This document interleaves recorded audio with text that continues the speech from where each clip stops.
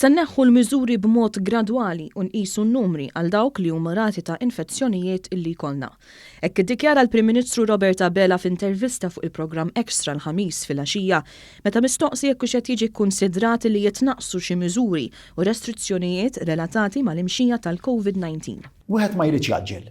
It-tentazzjoni hija li naġlu kulħadd irid imur lura n-normalità, kulħadd irid imur lura l-ħajja normali ta' kuljum, imma jkun żball illi aħna ngħidu li għax għandna numru ta' wieħed tnejn infezzjonijiet ta' kuljum għal numru ta' ġranet, mela ejja naħu restrizzjonijiet kollha f'daqqa u jiġri dak li għandu jiġri. Dak naħseb ikun approach li ma jkunx prudenti u li jista' jissogra li nħassru dak li għamilna. Mistoqsi dwar il-ftuħ tal-ajruport, Robert Abela spjega kif wieħed ma jridx jikkunsidra biss is-sitwazzjoni lokali, iżda anki dik internazzjonali, partikolarment pajjiżi li għandhom titjiriet diretti lejn pajjiżna.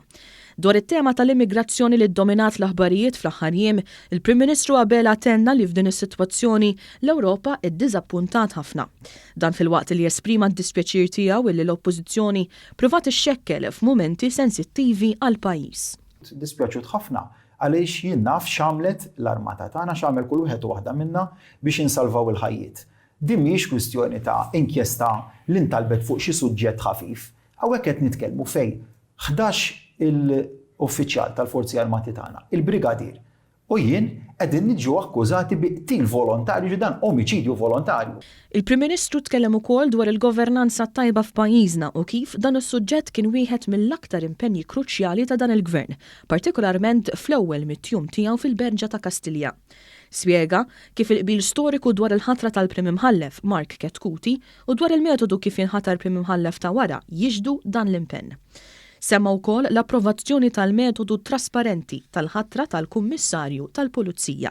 Hemm l-implementazzjoni tal-rapport tal-Kummissjoni Venezja li qegħdin naħdmu ħafna dwaru ġifieri għalkemm ikkonċentrati fuq it-trażżin tal-imxija tal-COVID, il-ħidma f'setturi oħra ma waqfitx fosthom fil-qasam tal-implementazzjoni tar-rapport tal-Kummissjoni ta' Venezja u qegħdin f'dialogu kontinwu magħhom biex jimplementaw dak ir-rapport. Waqt il-programm issemma wkoll l-ambjent f'pajjiżna u d-deċiżjonijiet li ttieħdu favur dan il-qasam il-Prim Ministru Abela fl-ewwel mit-tjum tiegħu fit-tmun tal-pajjiż. Il-Prim Ministru semma l-importanza tal-bilanċ u bekk id-deċiżjoni tiegħu fil-ħatra tal-Kabinett li l-ambjent u l-ippjanar jitpoġġew taħt dekasteru wieħed biex jinstab dan il-bilanċ. Semma wkoll l-akbar investiment fil-qasam tal-immaneġġjar f'pajjiżna u kif dan sar wara diskussjoni mal-bdiewa fil-Matab.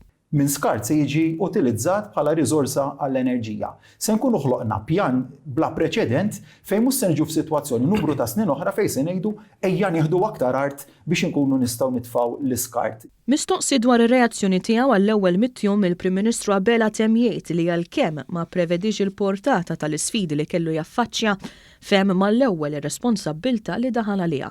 Sostna li biex tmexxi pajjiż trid tkun tħobbu u se jibqa' jerfa' dan il-pis ta' responsabbiltà għaliex għandu ħeġġa kbira biex ikompli jaħdem favur il-poplu Malti u qawċi kollu.